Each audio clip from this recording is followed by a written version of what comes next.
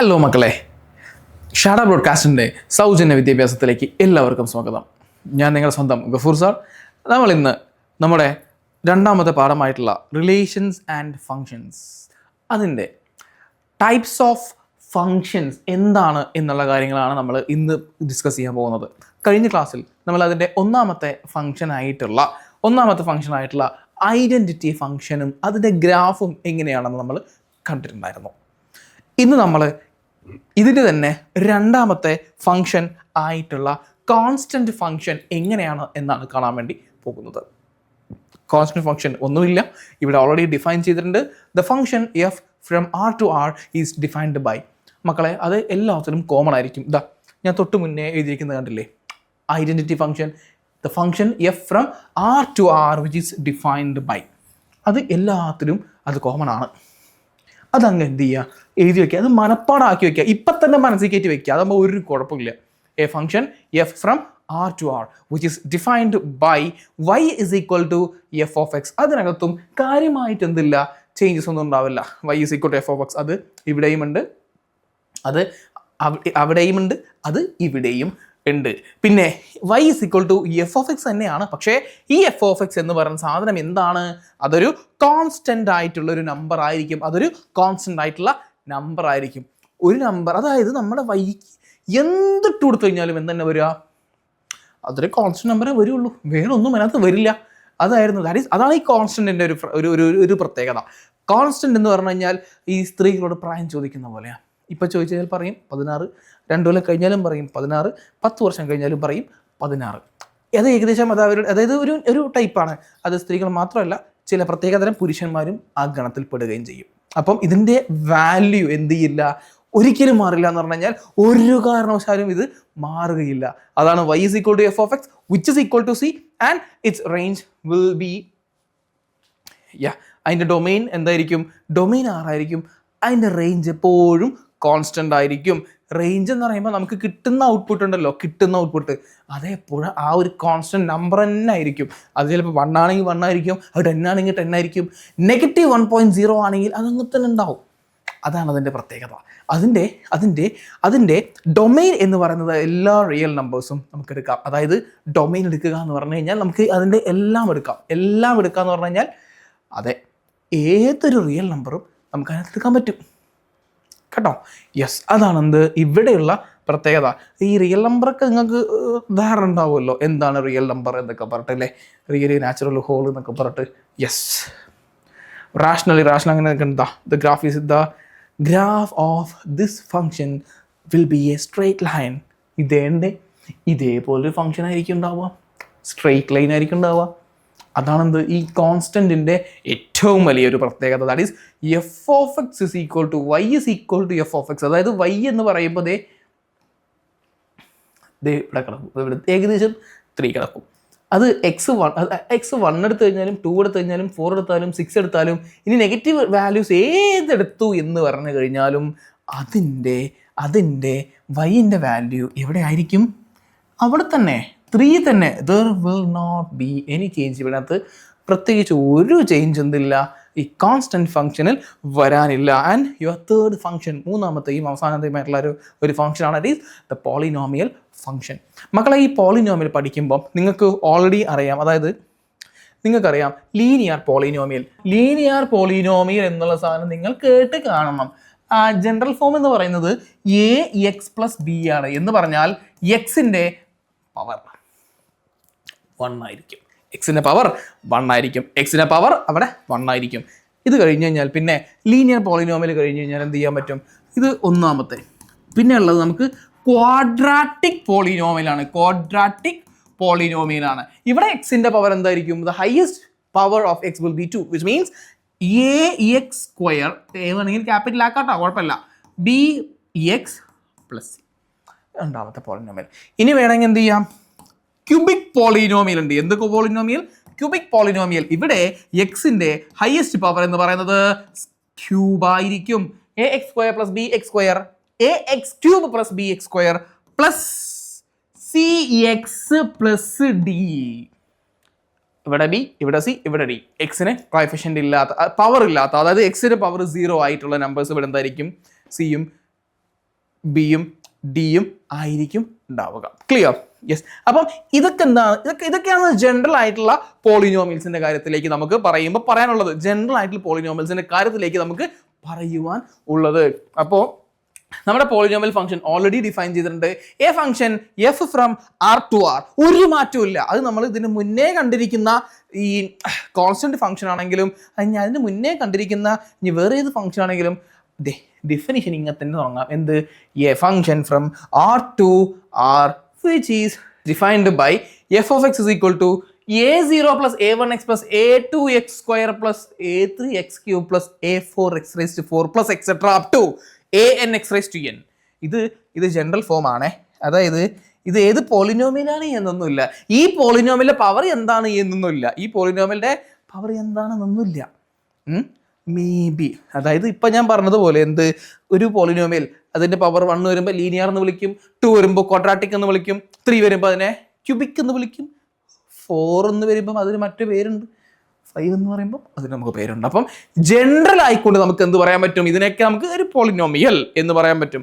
ആ പോളിനോമിയലിന്റെ ഒരു ജനറൽ ഫോം ആണ് ഈ തന്നിരിക്കുന്നത്. That is a0 plus a1x plus a2x square plus a3x square x cube plus a4x raised to 4 plus etc up to anx raised to n, where n is a natural number.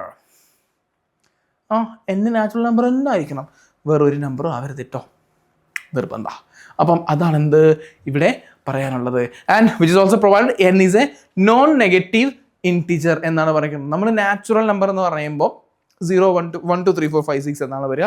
Positive മാത്രമേ എന്ത് ചെയ്യുന്നുള്ളൂ അതിനകത്ത് വരുള്ളൂ. Which is also a real number and this one is called as a polynomial function. Polynomial function ഇത് ഇവിടെ കൊടുത്തിരിക്കുന്ന ഒന്നുമില്ല.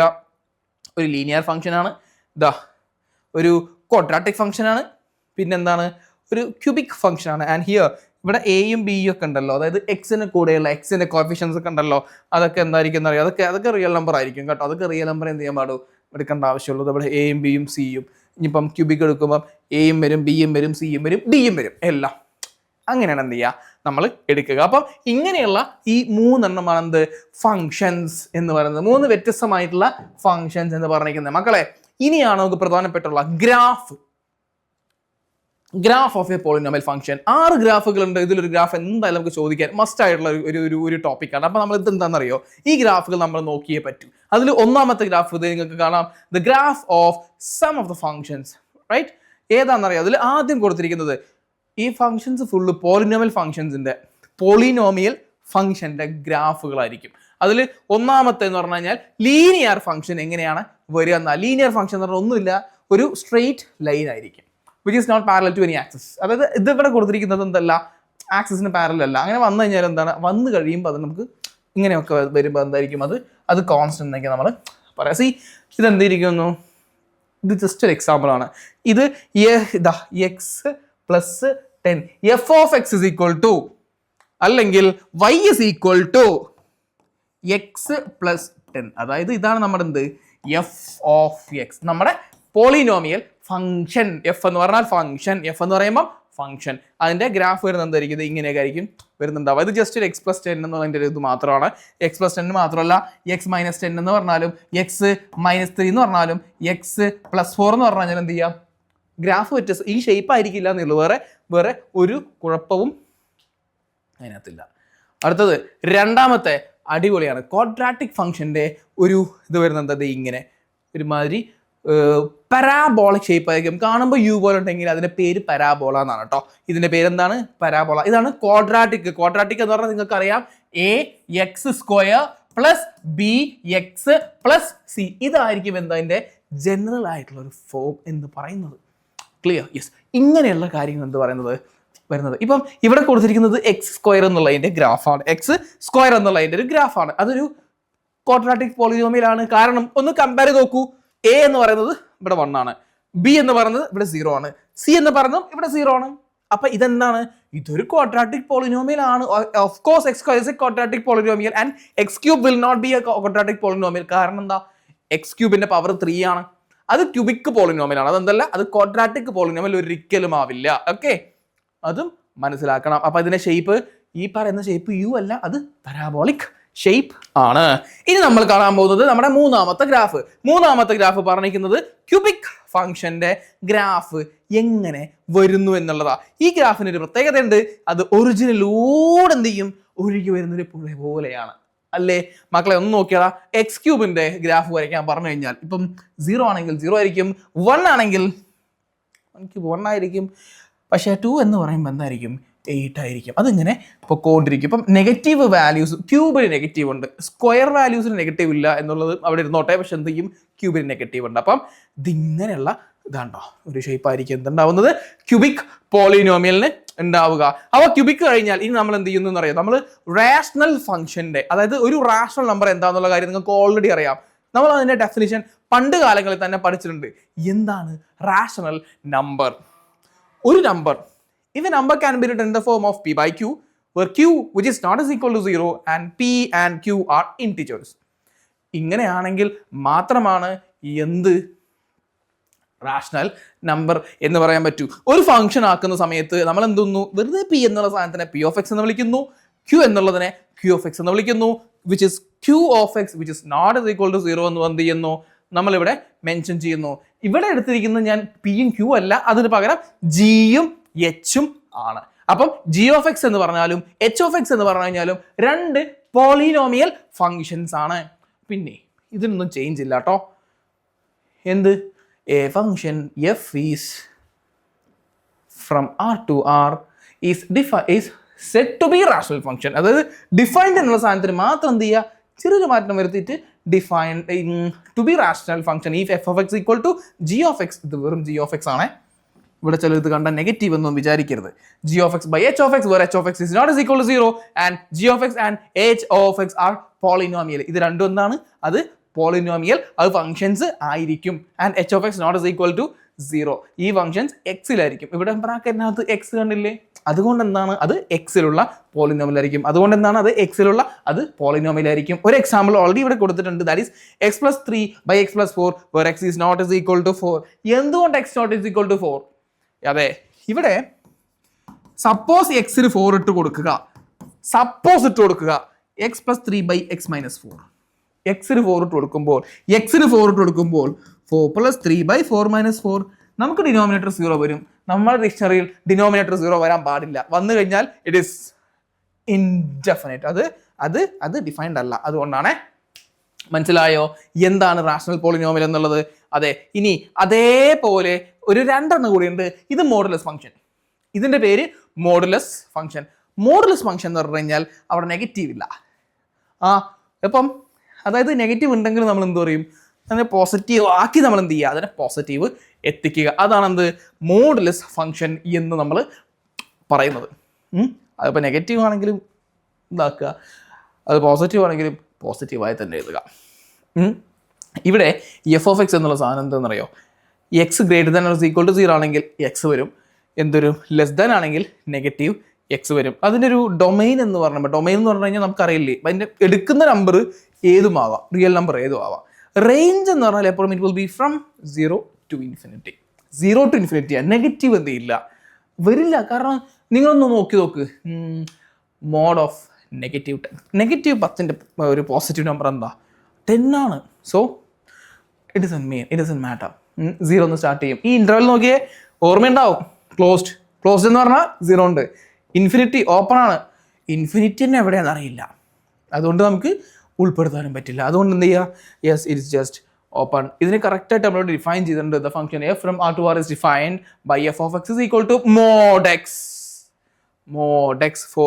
for x which will be a real number is defined as a modulus function. അപ്പോൾ മക്കളെ, എന്തെങ്കിലും കാര്യത്തിൽ സംശയങ്ങളുണ്ടെന്നുണ്ടെങ്കിൽ തീർച്ചയായിട്ടും എന്ത് ചെയ്യണം, അതിനെ റെക്ടിഫൈ ചെയ്യണം, ക്ലിയർ ചെയ്യണം. ഇത്രയും പറഞ്ഞ കാര്യങ്ങൾ, ഗ്രാഫും ടൈപ്സ് ഓഫ് ഫങ്ഷൻസും കൃത്യമായി മനസ്സിലാക്കിയത് ഞാൻ വിശ്വസിക്കുകയാണ്. Thank you.